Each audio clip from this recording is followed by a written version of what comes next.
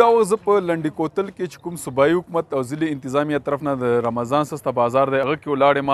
دلته به موږ ځایي خلکو سره خبرې اترې کړو چې دلته سسته بازار کې څه وي څه نه وي. ځایي خلک خو ډېر دا وایي چې صرف چیني او دلته وړب کې موجود دي، نور چې کوم روژې ضروريات دي هغه یو شی هم نشته. نو موږ دلته را سره ملګري ولاړ دوی سره خبرې اترې کړو چې دوی څه یې دې حوالې سره دوی راته وایي چې دلته څه یې سسته بازار کې بدغه صرف لاوړه دي او بس صرف چیني ده، بل هیڅ هم نشته، نور پکې اوس نه پکې شی میلاوږي او بازار سره ټول 10 روپۍ فرق دی، زیات نه زیات هیڅ فرق نشته. چې نور کوم سامان دی روژې کوم سامان ضرورت دي مختلف کې لږه فروټ شو پکې سبزي شو پکې نور داسې دا یو شی هم نشته پکې دالونه شو پکې یو شی پکې نشته، صرف وړه او چیني پکې میلاوږي، نور هیڅ هم پکې نشته.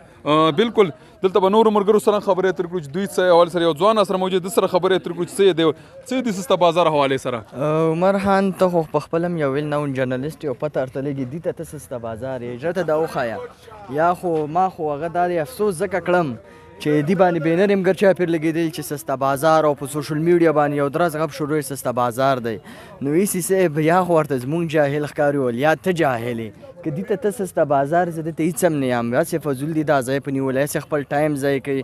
له ګورمنټ هغې د کوم حق در باندې دا د کوم ټایم مه ضایع کوه، دا خپل ټایم په بل څه کې ویسټ کا فضول. دا سسته بازار دا خلکو خبرې واورېدې تاسو دلته چیني او د وړو نه بغیر څه نشته، هم په نشت حساب دي او دومره سخته طریقه. اوس موږ کسانو نه تپوس وکړو د شناختي کارډونو دومره فوټوسټیټ یې جمع کړي دي، ولې ته ماله رزق په دې باندې راکړې چې فوټوسټیټ جمع کړه او پلانی پروسس پوره کړه او د ستانکۍ پروسس پوره کړه. نو دا سسته بازار نه فوټو سیشن پورې محدود دی، دې ته هېڅ کله موږ سسته بازار نه ویلی شو او نه سسته بازار داسې څه ښکاري پکې. نو ریکویسټ مې دی که نشي پوره کولی او دې قابل نه وي نو دا ټایم دی بل څه کې ویسټ کړه، د انرژي دی بل څه طرف ته یو سپاسې دی په دې باندې خپل ټایم نه ضایع کوي. ډېره مننه.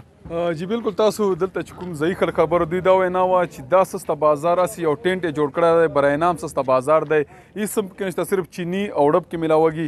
یو ملګري دا خبره هم وکړه چې په بازار سره چې کوم ریټونه او کې هم ډېر فرق ورسره نشته، 10-20 روپۍ فرق دی. نو دوی وایي چې هسې یو ځای یې نیولی دی، یو ټینټ یې راتاو کړی دی، برای نام دی، هېڅ داسې رمضان چې کوم روژې چې کوم سهولتونه هغه یو شی هم کې موجود نشته.